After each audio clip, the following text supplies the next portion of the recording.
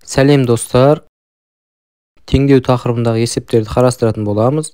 8-12 есепте 5 саны теңдеудің түбірі бола ма? Демек, x 5 деп алуға болады.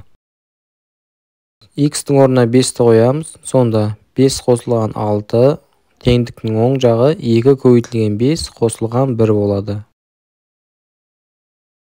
Сол жағын қоссақ 11, оң жағында 11 шығады. Демек, түбірі болады.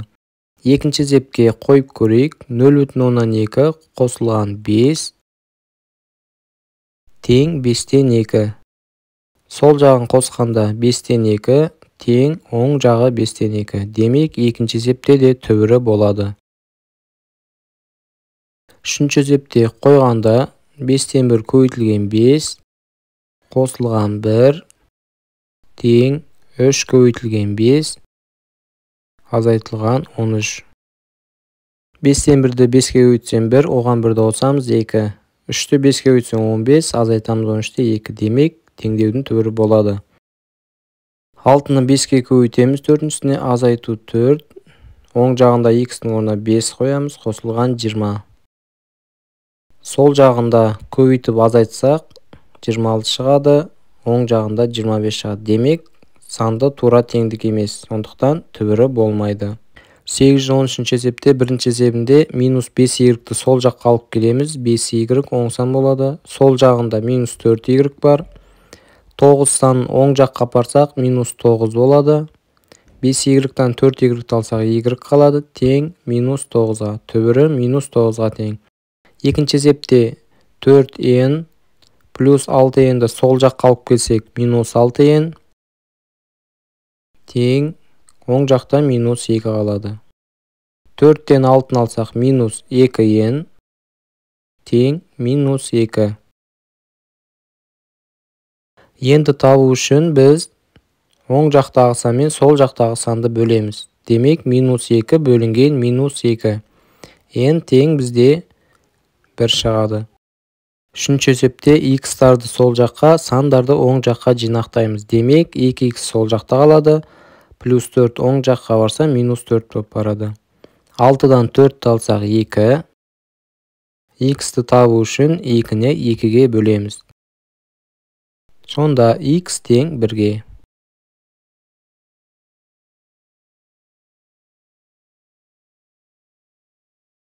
Төртінші есепте x-ті сол жаққа алып келсек 3x, x-тің таңбасы ауысады, минус x тең 7-ні оң жаққа апарсақ минус 7 болып барады.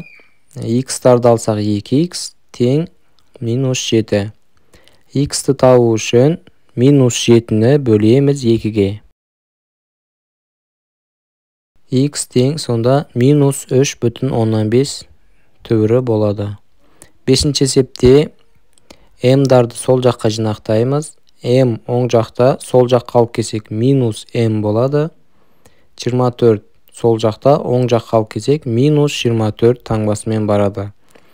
2 минус қосылады, 6m тең минус 24. m-ді табу үшін біз минус 24-ті минус 6-ға бөлеміз. Сонда m тең минусты минусқа бөлсек плюс шығады. 24-ті 6-ға бөлсек 4. 6-шы есепте m-дарды сол жаққа жинақтаймыз. Плюс 2m болып келеді. Минус 16 бізде оң жаққа барса плюс 16 болып барады. 2m минус m деп алуға болады. Сонда 2m-нан 1m-ді алсаң m шығады. Тең 16-ға. Түбірі 16-ға тең болады. 8-14 есепте белгісіз айнымалыларды сол жаққа жинаймыз. Сонда 12a минус a сол жаққа барса плюс a болып барады. Оң жаққа сандарды жинаймыз. Оң жақтағы санды өзін жазып алайық. 25 минус 1 сол жаққа барса таңбасы ауысады плюс 1. 12a-ға 1 аны қоссақ 13a тең сандарды қоссақ 26. A-ны табу үшін 26-ны 13-ке бөлеміз. Сонда теңдеудің түбірі 2-ге тең. Екінші есепте бізде с-ның мәні оң жақта болып тұр үлкен, сондықтан сол жаққа сандарды жинақтап алған тиімді. 5с минус с оң жаққа келсе плюс с болады. Сол жақтағын азайтсақ 1, 5с-ға с-ны қоссақ 6с. Демек 6с тең 1-ге деп алуымызға болады.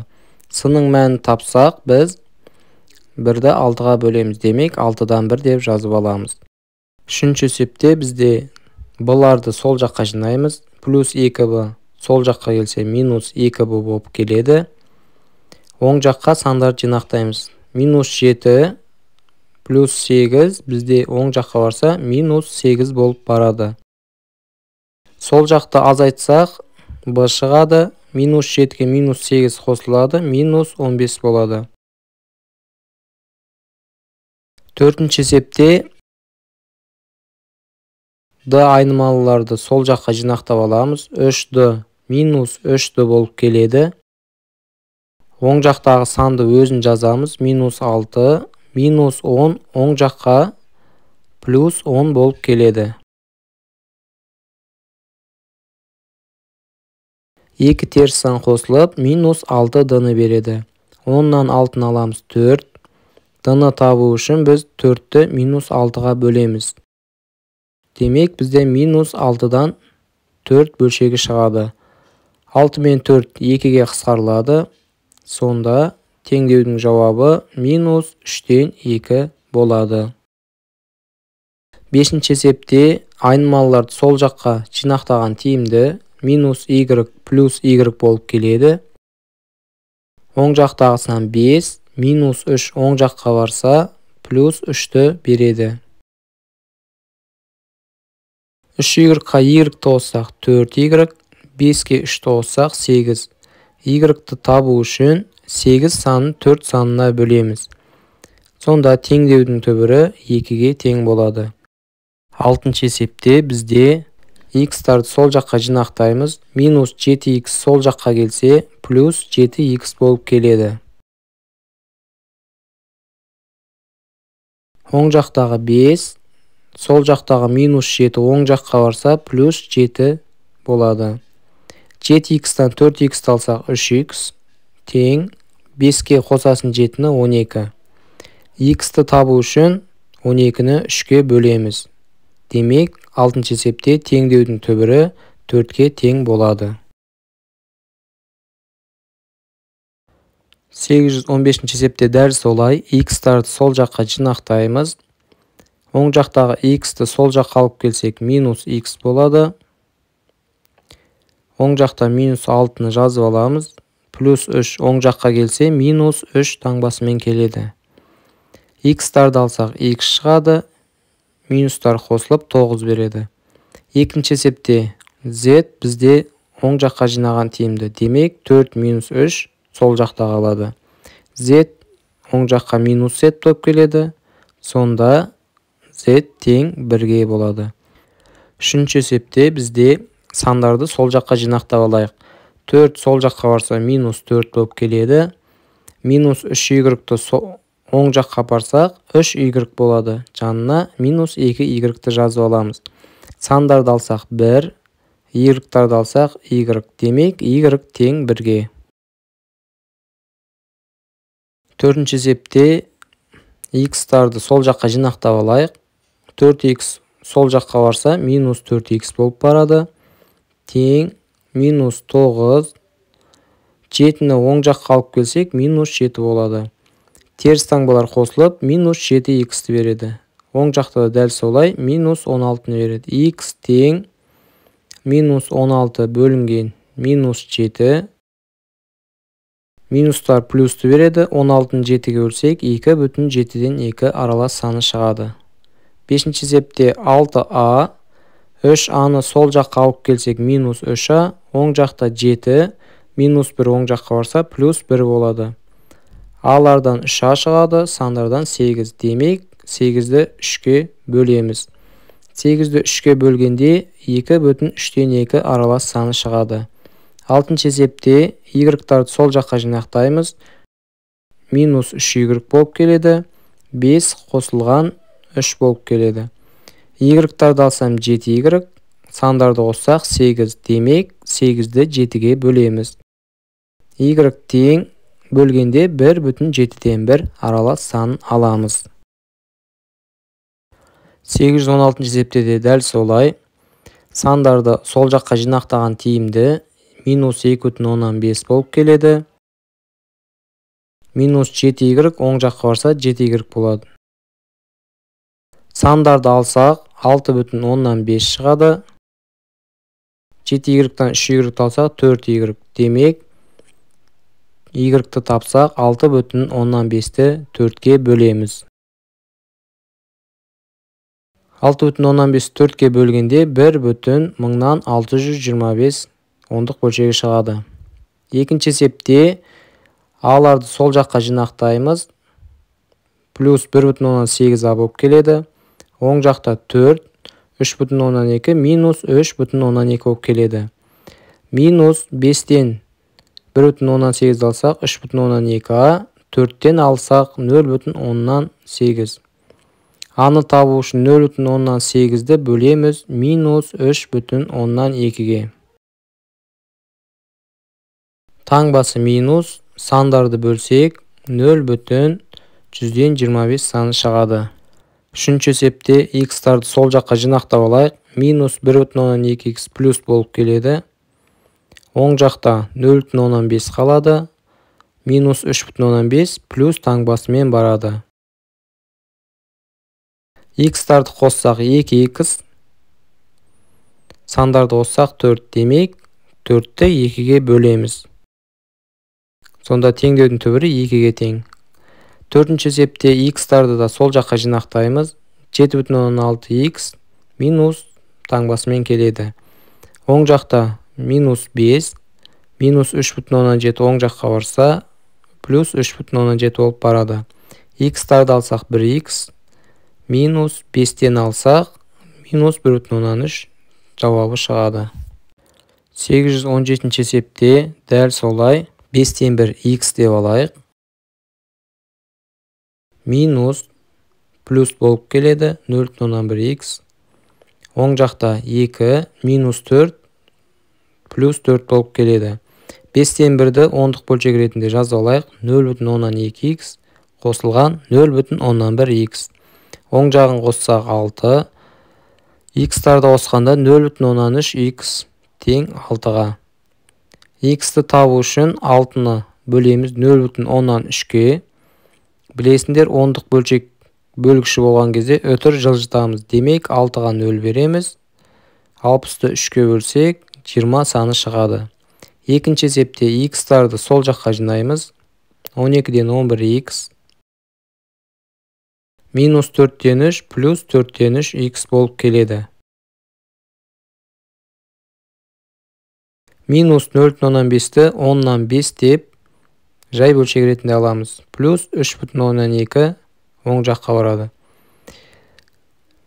12 мен 4-тің ортақ бөлім 12-ге келтіреміз. 10 мен 3-тікі 30-ға келтіреміз. Сонда 12-ден 11x қосылған 12-ден 9x болады.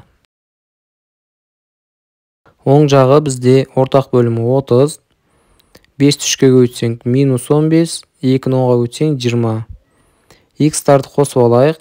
12-ден 20x. 20-дан 15 алсам 5, 30-дан 5. 20 мен 12 4-ке қысқарылады, 30 мен 5 5-ке қысқарылады. X-ті табу үшін 6-дан 1-ді бөлеміз 3-тен 5-ке. Енді x-ті табу үшін бөлуді көбейтуге келтіріп аламыз. 3-тен 5-тің кері саны 5-тен 3-ке тең. 3 пен 6 қысқарылады 3-ке. Сонда x тең 5-ті 2-ге көбейтсек 10-нан 1. Немесе ондық бөлшек ретінде 0,1 деп көрсетуге болады. Үшінші есепте сандарды сол жаққа жинақтаймыз. Плюс 3,18-ден 5 минус болып барады. X-тарды оң жаққа жинақтаймыз. 4x минус 1,3 x плюс 1,3 x болып барады. Сандардың ортақ бөлімі 18-ге келтіреміз. X-тарды қосып алып, сол жаққа апарайық, сонда 5,3 x. Сандарды ортақ бөлімге келтіріп алайық. 4,18-ден 3 азайту 3,18-ден 5. X-ті бұрыс бөлшекке келтіріп алайық. 3-ден 16x. 3 5-тен алынбайды, демек 1 бүтінін береміз. 18-ге 3-ті қоссақ 21.